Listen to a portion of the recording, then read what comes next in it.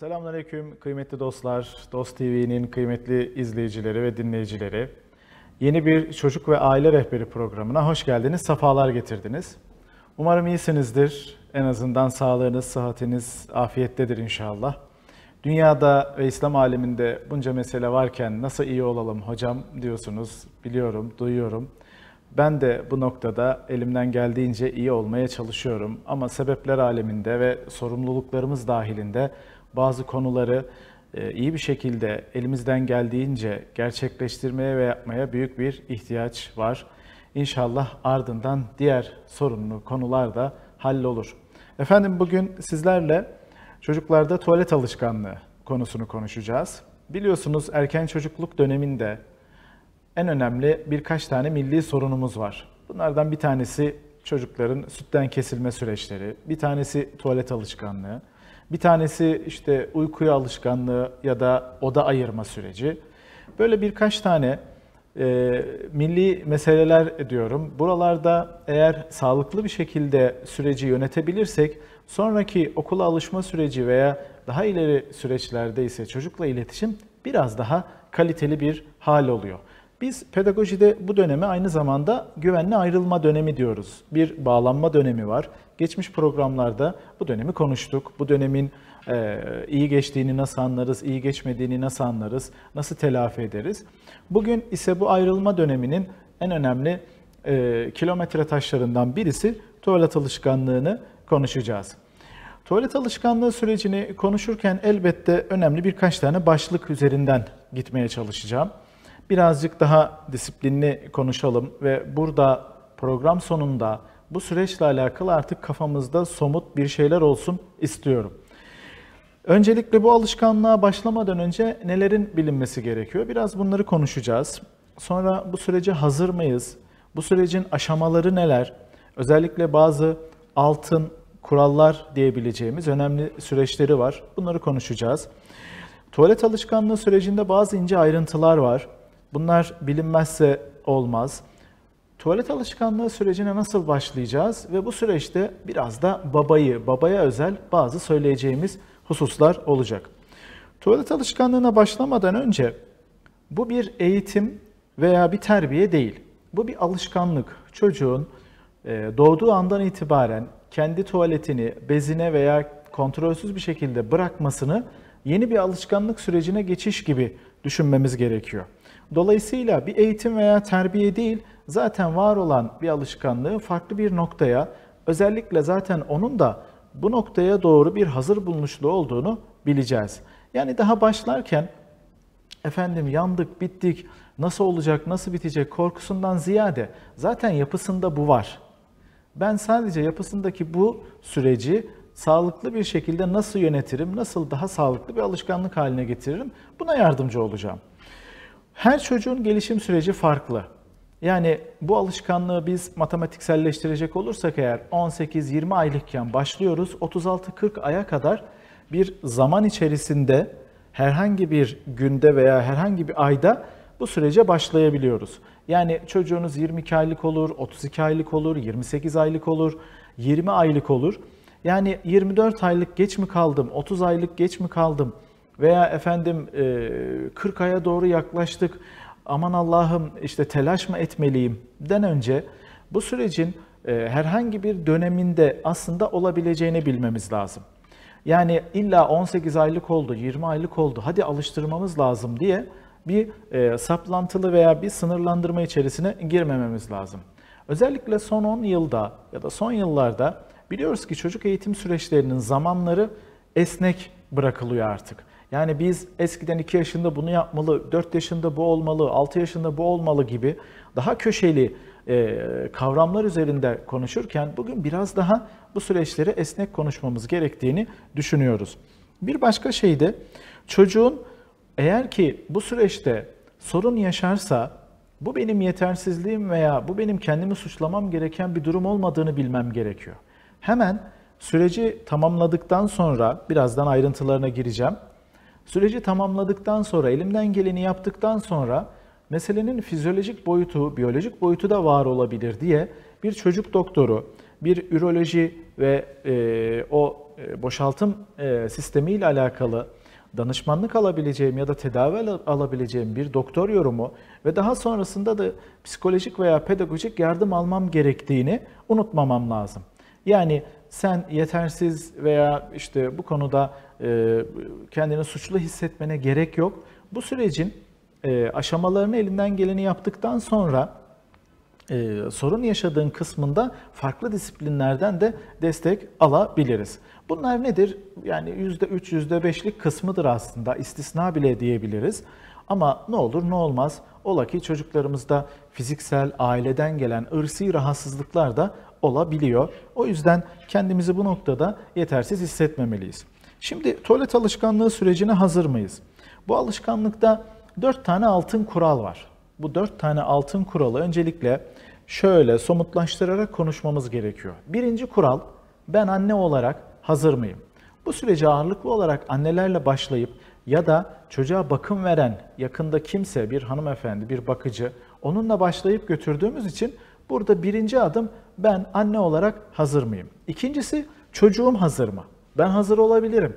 Bu canlı yayını veya bu programı izleyip hadi bakalım Bismillahirrahmanirrahim başlayayım diyebilirim ama çocuk hazır mı? Üçüncüsü, çevre hazır mı? Ben hazır olabilirim. Çocuk alışkanlığını başlayabileceğine dair bana sinyal veriyor olabilir ama çevre şu an müsait olmayabilir. Değil mi? Nedir çevreden kastımız? Detaylarına ineceğiz. Dördüncüsü ise toparlayıcı mahiyette bilgiler hazır mı? Yeterli bilgiye sahip miyim? Çünkü yeterli bilgiye sahip olmadığımda biliyorum ki çevreden söylenen her söz bende büyük bir yara bırakabilir. Başlayamadım mı? Hala şöyle mi oldu?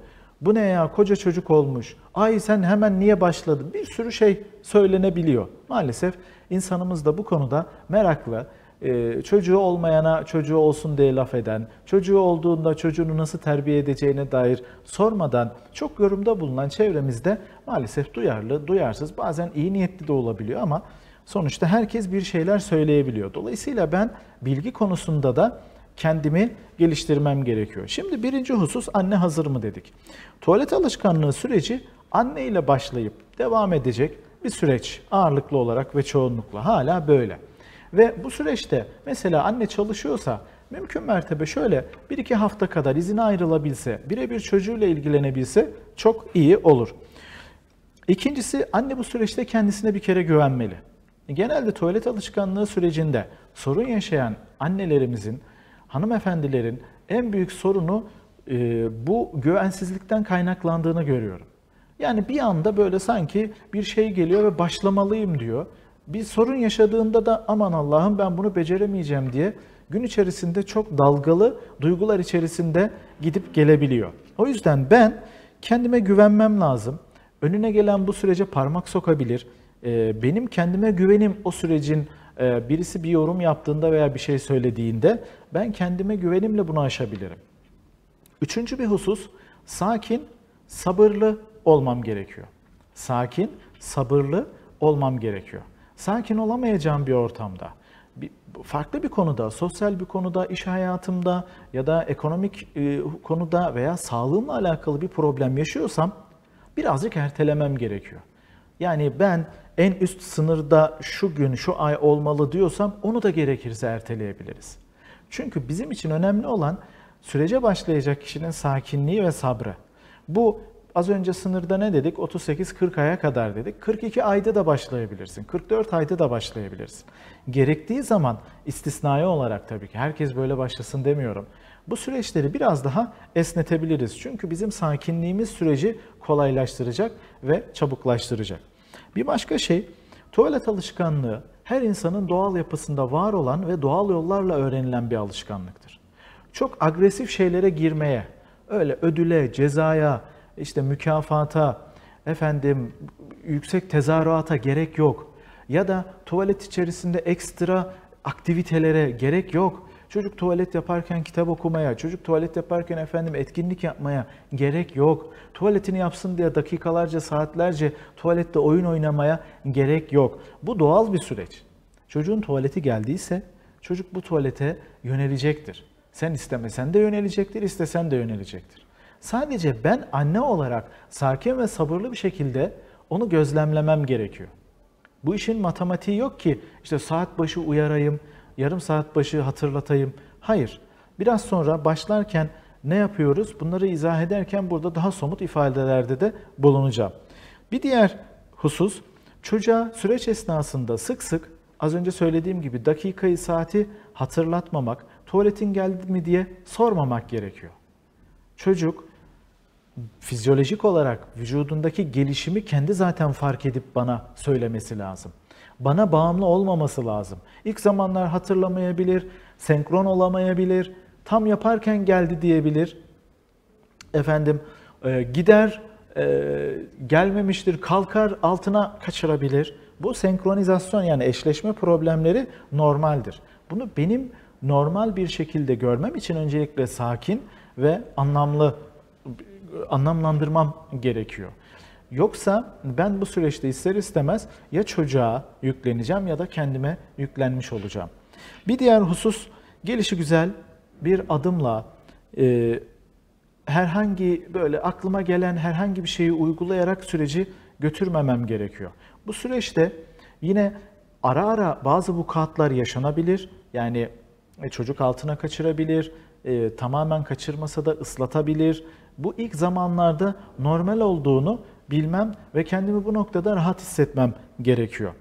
Ummadığım anda eğer ki beklemediğim bir şeyle karşılaşırsam tahammülüm, öfkem, kaygım çocuğa bulaşabilir. O zaman tuvalet alışkanlığından ziyade daha farklı çocukta problemlerle karşılaşabiliriz. Hatta öyle ki nesiller boyu, tabii çok istisnai bir örnekler bunlar gibi ama nesiller boyu ama annenin ama çocuğun kendi içerisinde yaşadığı kaygılar da buralardan ortaya çıkabiliyor zaman zaman.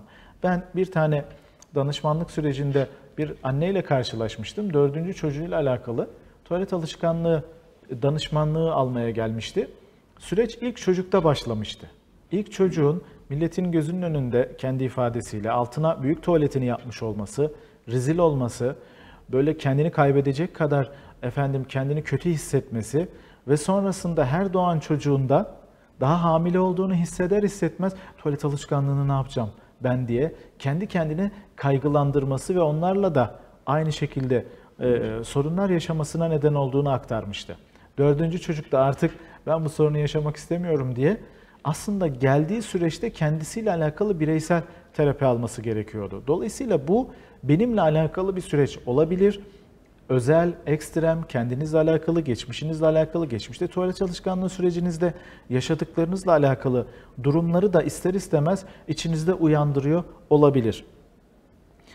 Anne hazır mı kısmından sonra çocuk hazır mı kısmına gelecek olursak burada çocuğun kendini mutlaka ifade etmesi önemli. Yani konuşabiliyor olması, işaret ediyor olabilmesi, kendini ifade edebiliyor olması çok önemli. Eğer ki çocuk henüz iletişim kuramayacak kadar, kelime söyleyemeyecek kadar bir ifade problemi yaşıyorsa, velev ki diyelim bu çocuk 40 aylık oldu artık. O zaman tuvalet alışkanlığından önce bir konuşma dil terapistine görünmek, bir pedagogla görüşmek, bir çocuk doktoruyla görüşmek, bir çocuk psikiyatriyle görüşmek, yani diğer disiplinlerden bir fikir almak gerekiyor. Çünkü bu sürece başlamadan önce belki de bu vesileyle çocuğunuzda bir gelişim geriliğini de tespit etmiş olabilirsiniz. Farkında olmadığınız herhangi bir anormalliği de tespit etmiş olabilirsiniz. Bunun için kendinizi kötü hissetmenize gerek yok. Erken teşhis pek çok konuda zaten hayat kurtarıyor ve çocuğun ilerleyen yaşlarında, ilkokul yaşında, ortaokul yaşında veya ilerleyen zamanlarda kendini kötü hissetmesinin de önüne geçiyor. Dolayısıyla dil ve konuşma üzerine öncelikle bir gelişim uzmanıyla karşılaşmak gerekiyor. Yani çocuğun bir kendisini ifade edebilmesi gerekiyor. İkinci önemli husus, çocuğun sabah uyandığında kuru kalkması gerekiyor. Mümkünse sabah uyandığında bezi boş, temiz, yani ıslak olmaması gerekiyor. Uyandı, biraz zaman geçti, ıslattı. Bu olabilir. Ama gece boyu o tuvalet kaslarını tutamadığını bizim bu süreçte birazcık takip etmemiz gerekiyor. Eğer bu noktada da bir sıkıntı varsa idrar yollarındaki kaslarıyla alakalı da bir rahatsızlığı veya başka bir şey de olabilir. O yüzden burayı bir gözlemlemek gerekiyor. Üçüncü husus, çocuğun idrar yolları kaslarıyla zekasının veya fizyolojisinin bir ilişkisi yok. Yani çocuk gösterişli, büyük veya çok zeki, çok konuşkan olabilir. Ama bu eşittir idrar kaslarını yönetecek ve tuvalet alışkanlığına hemen alışacak diye bir kaide değil. Anlayabilir, anlatabilirsiniz. İşte 1 yaşında, 12 aylıkken, 13 aylıkken kendisini ifade etmeye başlamıştır. 18 aylıkken güzel cümleler bile kurmaya belki başlamıştır 2-3 kelimelik. Bu eşittir. Ya bu çocuk çok zeki. Hemen ben buna tuvalet alışkanlığı kazandırayım demek değildir. Zeka veya fiziksel gelişimdeki çok böyle duruşta, yürüyüşteki ileri bir gelişim gösteriyor olabilir ve bu demek değildir ki çocuk tuvalet alışkanlığını rahat kazanabilir. Göstergelerimiz ağırlıklı olarak bu fiziksel veya bilişsel gelişimden ziyade ifade ettiğim gibi dil gelişimi, kaslarını tutup tutamaması ve yine çocuk biliyorsunuz genelde bebekler tuvaletini biraz daha büyüdükleri aşamalarda nasıl yaptığını pek anlamayız. Yürümeye başladığında veya hareketlenmeye başladığında hareket ederken de altını ıslatmaya veya altını doldurmaya başlar. Yani hareket ederken tuvaletini yapar altına. Ama tuvalet alışkanlığı süreci yaklaştığında şöyle bir istisna görürüz. Artık çocuk durarak yapıyor. Yürürken bir anda duruyor, ıkınıyor veya işte boşaltıyor, sesini duyuyorsun, efendim bir şekilde bir farklılık görüyorsun. Dolayısıyla o zaman süreç yavaş yavaş oluşmaya başlamış. Ya da bir kenarda bir köşede, bir masanın altında, efendim bir çiçeğin arkasında, bir vazonun arkasında, bir eşyanın arkasında kendine güvenli bir alan oluşturup orada tuvaletini yapmaya başlıyor. Dolayısıyla burada da tuvaletini yaparken ki bu durağanlığı ve artık bir yerlerde gizlenerek yapmasını tuvalet alışkanlığı kazanmak için önemli bir gösterge kabul edebiliriz. Bir başka şey çocuk rahatsız olması gerekiyor. Altının artık kirlendiğini ve onu acıttığını ya da yaktığını ya da işte rahatsız ettiğini hissetmesi gerekiyor. Bazen her zaman değil tabii ki. Yani bugün çocuk 3 defa tuvalet yaptı ama bir kere söyledi hocam ya, her zaman söylemeyebilir. Bazen arada işte siz fark edersiniz, altını değiştirmek istersiniz, istemeyebilebilir. Allah Allah ya, sabah halbuki gelmişti, elimden tutmuştu. Anne yaptım demişti, baba yaptım demişti, değiştirir misin demişti. Akşamki yapışta da hiç oralı değil, olabilir. Yani her şey dört dörtlük ve %100'lük değil ama yavaş yavaş artık tuvaletimi yaptım, yaptım veya temizle diye gelmeye başladıysa bu süreç yine bizim için olumlu bir göstergedir. Bir de sağlık problemi yaşayıp yaşamadığı önemli. Bazen idrar yolları enfeksiyonu nedeniyle çocuklar her ne kadar kendini ifade etse de söylese de idrar yollarındaki rahatsızlıklar, boşaltım yollarındaki kabızlık gibi fiziksel olarak doğuştan gelen bazı rahatsızlıkları nedeniyle bu süreçte biraz zorlanabilirler. Buna da dikkat etmek gerekiyor. Üçüncü bir husus, çevre müsait mi? Şimdi anne kısmını konuştuk. Çocuk kısmını konuştuk. Bir de çevre müsait mi? Burada mümkün olduğu kadar çevreden kastımız mevsimler. Sıcak bir mevsimde, tam da şu an ilkbahardayız ve bu programı da özellikle bir sıcak mevsime doğru girdiğimiz için bu zamanda gerçekleştiriyorum. Tahmini olarak Nisan-Mayıs ayından Ağustos-Eylül ayına kadar olan süreçte bu tuvalet alışkanlığı kazandırma sürecini düşünebiliriz. Ama Ocak'ta olmaz mı, Kasım'da olmaz mı? Olabilir. Yaşadığınız ortam, sıcaklık, eviniz gayet sürdürülebilir bir sıcaklıktaysa evet bu aylarda da olabilir. Ama ilk aylarda ve ilk günlerde daha doğrusu çocuk altına biraz kaçırma ihtimali olduğu için çıplak kalıp tekrar giydir, belki banyo yaptır, üzerini yıka. Eğer ortam çok ılık olmazsa bu sefer hastalık kapma ihtimali, idrar yollarıyla alakalı bir durum olduğu için bu da oradan hastalık kapınca daha farklı böyle kar topu gibi yığılan sorunlara neden olabiliyor. O sebeple evet her ay tuvalet alışkanlığı kazandırılabilir ama sıcak aylarda bu alışkanlığı kazandırabilirsek ola ki işte üzerini değiştirirken, banyo yaptırırken, yıkarken ekstra bir soğukluk kapmasın.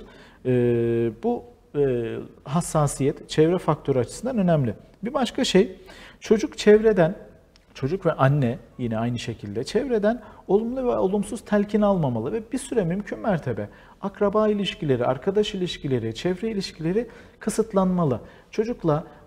Çocuğa bu süreci alışkanlık sürecini kazandırmak isteyen annenin biraz daha baş başa olması. Tabii burada dışarı çıkmayın, evde kapalı kalın demiyorum ama insanlarla biraz daha kontrollü ilişki kurmamız gerekiyor. Çünkü bazen çocuğa kocaman oldun ya utanmıyor musun bırak artık yapma deyip işte kendince akıl vermeye çalışan insanlar oluyor. Anneye babaya ya buna çok yüz vermeyin, kızım biraz bırakır sonra, bak biz kızdık, tuvalet alışkanlığı ne kadar güzel kazandı gibi ifadelerle karşılaşabiliyoruz. Ya bunlar işe yarıyor mu? Yarayabiliyor. Çok affedersiniz, tuvalet bölgesine çakmak çakılmış, karanlıklarda bırakılmış, korkutulmuş, kızılmış ve bu süreci öğrenmiş insanlar yok mu? Var. Ama sağlıklı mı? Orası tabii ki sağlıklı değil. Soru işareti. Yani bugün başka korkular ve kaygılar yaşayabiliyor bu tarz öğrenme süreçleri geçiren insanlar. O yüzden biz elden geldiğince bu süreci biraz daha hassas nasıl geçirebiliriz onun önerisinde bulunuyoruz. Bir başka şey, gelişigüzel ortamlarda lütfen bu sürece başlamayalım. Çevreden bahsediyoruz. Yani bayram geldi, işte gittik memlekete, şurada 2 tane toprağa, bir tane eve, bir tane altına yapar, alışır. Ondan sonra siz bunu bırakın gidin, anne baba olarak biz burada işte idare ederiz. Böyle ya da akşam böyle kendime bir ilham geldi, sabah başladım şeklinde gelişigüzel bir çevrede ve gelişigüzel bir anda başlatmamak gerekiyor. Lütfen bu sürece bir mahremiyet açısından da önemli. Bir mahremiyet açısından da önemli. Çevrenin öyle her önüne gelen yerde çocuğun tuvalet yapmaması, her önüne gelen kişinin çocuğa müdahale etmemesi veya işte onun üzerine giydirme ve çıkarma işlemine şahit olmaması açısından da önemli. O yüzden çevre hassasiyetine dikkat etmeliyiz. Yine özel günler, bayram, misafirlik ve seyahatler, tatiller bu süreç için uygun değil. Lütfen bu süreçlerde tuvalet alışkanlığına başlamayalım. Erteleyelim efendim. Erteleyelim 2 hafta sonra, 1 ay sonra. Kış geliyor. Biraz daha tatili bu anlamda gözden geçirelim. Bu da önemli bir kilometre taşı çocuk için. Eğer birkaç faktör bir araya gelmiş, tek faktör bu kaldıysa, bu süreci biraz daha çocuktaki hassasiyeti dikkate alarak planlayalım.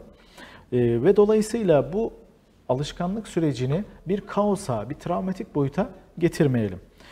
Son maddemiz ise yeterli bilgiye sahip miyim? Ben anne yeterince hazır mı dedim? Çocuk yeterince hazır mı dedim? Çevre müsait mi dedim? Şimdi 4. bir madde, ben yeterli bilgiye sahip miyim? Şimdi adım adım buraya kadar bilgi sahibi olmaktan öte bir içselleştirebilmekten bahsediyorum. Yani bu bilgileri duydum, öğrendim, yeterince içselleştirebildim mi? Ve bu bilgilere yeterince sahip çıkabildim mi? Burası önemli. Anne olarak veya bu süreci yönetmeye çalışan ebeveyn, anne baba olarak çevresel şartlar bizim için çok önemli.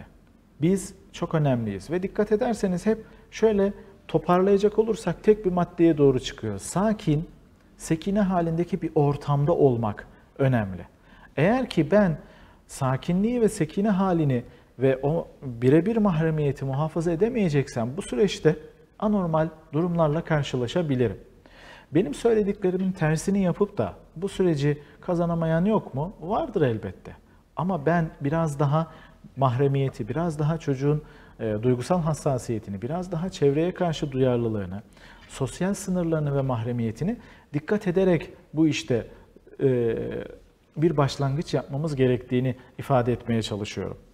Tuvalet alışkanlığı sürecinde bazı ince ayrıntılar var. Çok böyle önemli hassasiyetler var dikkat edilmesi gereken. Bu ayrıntılar tek başına dikkat edilmediğinde kişinin sürecin paçasına dolanmaya neden olduğu ayrıntılar oluyor. Biraz da bunlardan somutlaştırabildiğim kadar, geri dönüşüm, geri bildirim alabildiğim kadar bu sürece başlayan anne babalardan kısımlarını sizinle paylaşmak istiyorum ki bunlar da önemli ve bunlara da dikkat etmek gerekiyor.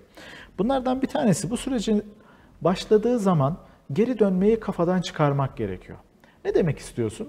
Yani evde bez vesaire varsa, ya efendim çocuk işte gece altını bezleyeyim, gündüz altını bezlemeyeyim, yok. Bu süreci tamamıyla tuvalet alışkanlığı sürecine başlıyorsam gecesine, gündüzüne, her anına ortak başlıyorum. Bazen karşılaşıyorum, hocam işte 5 yaşına geldi, küçük tuvaletine alıştı ama büyük tuvaletinde hep bezliyoruz. Bir alışkanlık bozukluğu var burada. Niye? Belki biraz zorlanamadık, belki biraz kolayımıza kaçtı, belki biraz kararlı duramadık. Halbuki her iki süreci de, geceyi de gündüzü de, küçüğü de büyüğü de çocuk yönetebilir, götürebilir. Dolayısıyla ben bu süreçte, kazandırma sürecinde geri dönmeyi ve evde bez bulundurmayı bir kafadan çıkarmam gerekiyor. Bir de ikinci önemli süreç, ince ayrıntı, 2 tane önemli hayatındaki durum üst üste gelmemeli. Yani çocuk hem tuvalet alışkanlığı sürecine başlayacak hem de okullar açılacak. Ya da ne bileyim bir kreşe vereceksiniz. Belki mecbur kaldınız, bakacak kimse bulamadınız. Bir de kreşe vermeyi düşünüyorsunuz. Hatta bakıcıyla çocuğu alıştırmayı düşünüyorsunuz. Bunlar biraz özel süreçler. Tuvalet alışkanlığı, yeni bir bakıcı, verecekseniz kreş, anaokul ortamı veya taşınacaksanız veya tatildeyseniz bunlar birkaç tane üst üste gelen süreçler olduğu için bunların ikisini üst üste getirmemeye çalışalım. Taşınacaksak önce taşınalım, evimize alışalım. 1-2 ay sonra tuvalet alışkanlığı sürecini, çocuktaki o yeni eve de alışma sürecini dikkate alarak başlayalım. Aksi halde bakıyorum bazen işte bir taraftan hocam ben işe başlayacaktım. İşe başlamaya 2 hafta vardı. Ya ben işe başlarsam ne olacak dedim. Apar topar alıştırmaya çalıştım. 6 ay oldu hala alışamadı. 6 ay oldu hala şöyle. Veya o sürece sanki alışıyor gibi oldu ama başka anormal durumlar ortaya çıktı diye sorunlarla karşılaşıyoruz. O yüzden en az 2 büyük değişimi üst üste getirmememiz gerekiyor. Tuvalet alışkanlığı veya işte hem sütten kesmeye çalışıyorum hem tuvalet alışkanlığı. Hem yataktan ayırmaya çalışıyorum hem tuvalet alışkanlığı. Bunlar da yine üst üste getirilmemesi gerekiyor. Ya da bir kardeş dünyaya geliyor. 2 hafta var doğuma. Ya doğumdan sonra alıştıramam dedim, başladım. Doğumdan sonra kardeş de geldi iyice. Evet, sorun yaşayabiliriz. Burada bu tarz büyük süreçler içerisinde, süreçler arka arkaya gelecekse eğer şöyle 2'şer ay mesafe bırakırsak daha iyi olur. Çoğunlukla çocuklar burada etkilenebiliyor. Kesin etkilenir demiyoruz ama çoğunlukla etkilenebildikleri için bu süreçte de hassas yaklaşmak gerekiyor. Üçüncü bir husus, tuvalet alışkanlığı sürecine başlarken lütfen yedek parçayı bol tutun. Ne demek istiyorum? Yani iç çamaşırı olsun, kılık kıyafeti olsun veya belki arada alıştırma kilodu kullanmak isterseniz bunları biraz fazla tutmamız lazım. Çünkü gün içerisinde 2 tane, 3 tane, 4 tane vukuat olabilir. Özellikle ilk başladığı zamanlarda. Bu arada biraz en zor durumlardan bahsediyorum. Aslında bu kadar süreç zor mu değil mi? Değil, bu kadar zor değil ama en zor, en olumsuz neyle karşılaşabileceğimizi konuşuyoruz aslında burada. O sebeple bu istisnaları da paylaşmak istiyorum. Bir başka şey, 4. bir husus, ince ayrıntı. Ödül, ceza, rüşvet, sticker, yok tuvalet alıştırma kitabı, işte baybal bilmem neler, şunlar bunlar, bunlara girmeyin lütfen. Bu doğal bir süreç. Bu süreçte çocuk kazanabilir.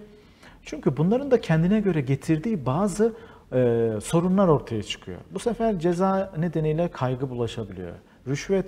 Ödül nedeniyle çocuk bu beklentiye alışabiliyor. Çocuk tuvaletine bay bay falan yapmaya başladığında tuvaletten korkabiliyor. Büyük tuvaletinden korktuğu için travma yaşayan veya korku kaygı yaşayan çocuklarla karşılaşıyoruz. Görmese iyi olur diyoruz.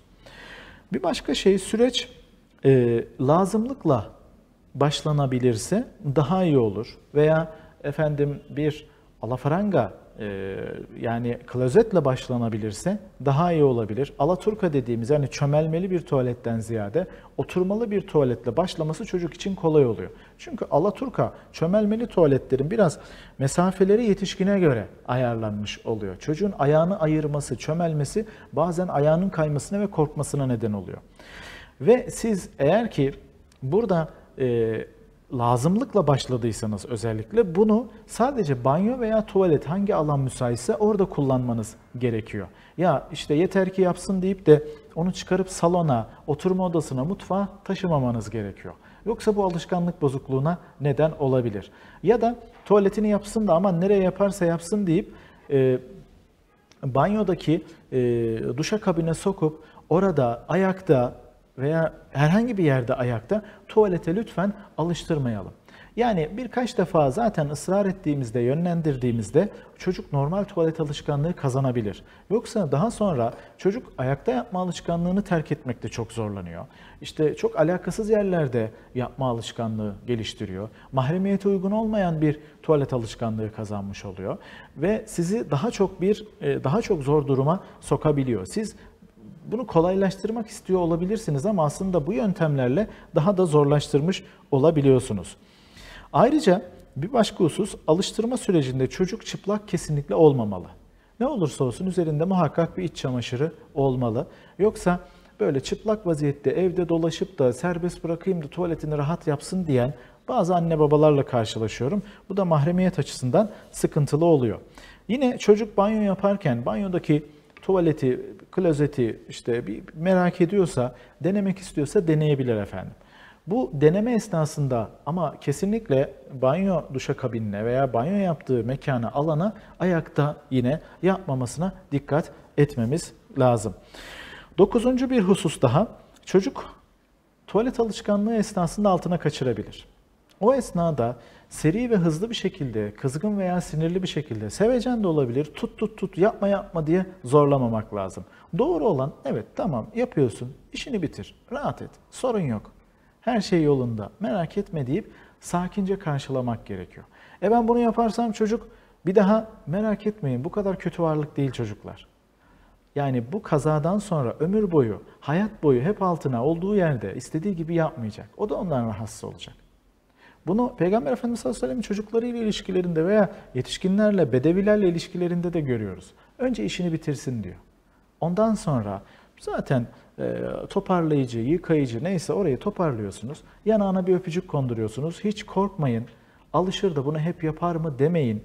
Sevgiyle, ilgiyle, şefkatle ve anlayışla bu süreç daha kolay atlatılıyor. Yoksa içimizdeki bize yaklaşılan veya yaklaşılamayan kötü niyetlerden kaynaklı çocuğumuzun da üzerine çok gidebiliriz. Allah korusun gitmemeliyiz. Bir başka husus bu eğer ki çocuk altına kaçırdıysa veya altına birazcık kaçırmış vaziyette görürseniz tuvalete gittiğinde çocuğu uyarıp da bak bir daha sakın yapma, bir daha buraya yap tamam mı, bir daha şöyle yap tamam mı, bana söyle tamam mı diye çok fazla telkinde bulunmanıza gerek yok. Hatta tam tersi rahatlatabilirsiniz. Biliyor musun ben de küçükken babaannen, anneannen anlatıyor. Arada böyle kaçırırmışım, ufak tefek oluyormuş. Sorun yok, merak etme. Sen ne zaman istersen benden de yardım isteyebilirsin, kendin de gidebilirsin. Bu süreci gerçekleştirebilirsin yavrum diye rahatlatmak gerekiyor. Bir başka husus, yine önemli bir ayrıntı. Tuvalet alışkanlığı sürecine başlarken 3 tane önemli dönem var. Bu vakit var ya da bu vakitlerde çocuk muhakkak tuvalete teşvik edilebilir ya da hatırlatılabilir. Bunlardan birincisi uyanma tuvaleti. Uyandığı zaman bir tuvaletimizi yapalım. Hadi bakalım tuvaletimizi yapalım yavrum denmeli. İkincisi uyku tuvaleti. Uykuya geçmeden önce muhakkak tuvaletimizi gelmese de bir deneyelim diye teşvik etmemiz lazım. Üçüncüsü de dışarı çıkma tuvaleti. Bu 3 tane tuvaleti başlarken yine zihnimizde bulunduralım. Ve başlarken de yine bu 3 tane tuvalet hassasiyetini yavaş yavaş kazandıralım. Çocuklar buna uyumlu, merak etmeyelim. Şimdi sürece başlayacağız. Nasıl başlıyoruz? Bir sabah kalktık. Bu hassasiyetlere ve bu sürece dikkat ettik. Elimizden geldiğince çevreyi, kendimizi, ortamımızı sakin, stabil hale getirdik. Bismillahirrahmanirrahim başlıyoruz. Haftaya diyelim. Bugün bu videoyu izledik, notları aldık ve ne eksiklik varsa gerçekleştirmeye çalıştık. Kendimizi de hazırladık ve başlayacağız. Ne yapmamız lazım? Öncelikle o sabah çocuğumuza artık altında bez olmayacağını, evde artık hiçbir şekilde bez olmayacağını, tuvaleti geldiği zaman burada lazımlık veya işte eğer ki bir klozet varsa onun içerisinde onun korkmayacağı ve büyük gelmeyen bir de çocuk aparatı varsa bunu göstererek artık istediğin zaman tuvaletin geldiğinde sen de burada oturup tuvaletini yapabilirsin. Beni çağırabilirsin, kendin gelebilirsin. Dolayısıyla bundan sonra buraya tuvaletini yapıyorsun. Şimdi ilk tuvaletimiz uyanma tuvaleti. Hadi yavrum gel birlikte yapalım veya ben şöyle kenarda durayım, sen kendin yapabilirsin diye bir konuşma yapabiliriz. İkincisi, uyanma tuvaleti muhakkak ve uyku tuvaleti bu süreçte başlangıçta çocuğa, yani çok da baskı ve zorlamayla değil ama ufak ufak hatırlatarak bu tuvalet süreçlerini çocukla paylaşıyoruz. Ve kesinlikle o arada gün içerisinde hadi gidelim mi, saat tutup da o saati takip etme süreci gerçekleştirmiyoruz. Yani sabah diyelim ki 9'da çocuk kalktı, başladık bugün, saat 10 oldu, tuvaletin geldi mi, 11 oldu, sen gelmiştir gel bir gidelim mi, 12 oldu. İsterseniz nerede olursanız olun bunu çocukla çok dillendirmemelisiniz ki çocuk laf sağrı olmasın, duyarsızlaşmasın. Bizim amacımız onun bu süreci kendisinin fark etmesi. Eğer ki çocuk gece yatma sonrasında gece tuvaletlerini yapıyorsa, kaçırıyorsa altına, o zaman bu süreçte çocuğu gece 1, 2, 3 defa sakince sarsmadan, çok böyle zorlamadan tuvalete kaldırarak çocuğun sabah gece tuvalet alışkanlığı kazanma sürecinde kolaylaştırmaya çalışabiliriz. Ama çocuk çok zorlanıyor, kendinde bile değilse, çok özel bir durumsa o zaman daha tedbirli, belki altına bir muşamba sererek arada bir kaçılma ihtimaline karşı bu süreci kontrol altında tutmaya çalışabiliriz. Yine çok sık alt ıslatma varsa akşam 7'den 8'den sonra sıvı tüketimini azaltabiliriz. Bunu evdeki herkes yapması gerekiyor. Yani sen çocuksun, sen altına kaçırıyorsun. Sen bu saatten sonra meyve suyu içemezsin, ayran içemezsin, çorba içemezsin, su içemezsin değil. Hep birlikte yapabilirsek çocuk bu süreçte biraz daha sağlıklı uyum sağlıyor. Sürecin bir de baba rolü var. Baba olarak tabii ki biz bu süreci, tuvalet alışkanlığı sürecinde baba olarak sürecin içerisinde değiliz. Ama burada anneye neler yapıyorsa destek olmak açısından bizim de bilgi sahibi olmamız önemli. Çünkü ola ki anne yorulursa, söylenirse, sıkılırsa merak etme gayet güzel gidiyor, gayet başarılı gidiyor, zamanla daha iyi olacak, olabilir ara sıra sorun değil diye destek olmamız gerekiyor. Yine bu süreçte eğer ki misafirlikler veya bir yere gidilecek süreçler varsa bunu baba olarak bizim yönetmemiz, bir süre müsait değiliz diye çevreye bu noktada bizim biraz daha mesafe koymamız iyi oluyor. Çocuk beklenenden fazla alt kaçırma süreci yaşarsa bu süreçte de gerekirse 1-2 hafta sonra anneye direkt veya anne olarak bizim bu sürece bir ara verip şöyle bir 4-6 hafta arası, yani 1-1,5 ay arası ara verdikten sonra yeniden süreci devam ettirebiliriz ve bu süreci daha sağlıklı bir boyutta yönetebiliriz. Evet, bugün bize ayrılan sürenin sonuna geldik. Önümüzdeki programda yine sizlerden soru gelirse Çocuk ve Aile Rehberi programına bu sürecin yine sizin sorularınız üzerinden detaylarını konuşacağız. Benim bugünlük sizlere tuvalet alışkanlığı süreciyle alakalı bahsedeceğim konular bunlardı. İnşallah gelecek programda görüşmek üzere. Hoşça kalın efendim.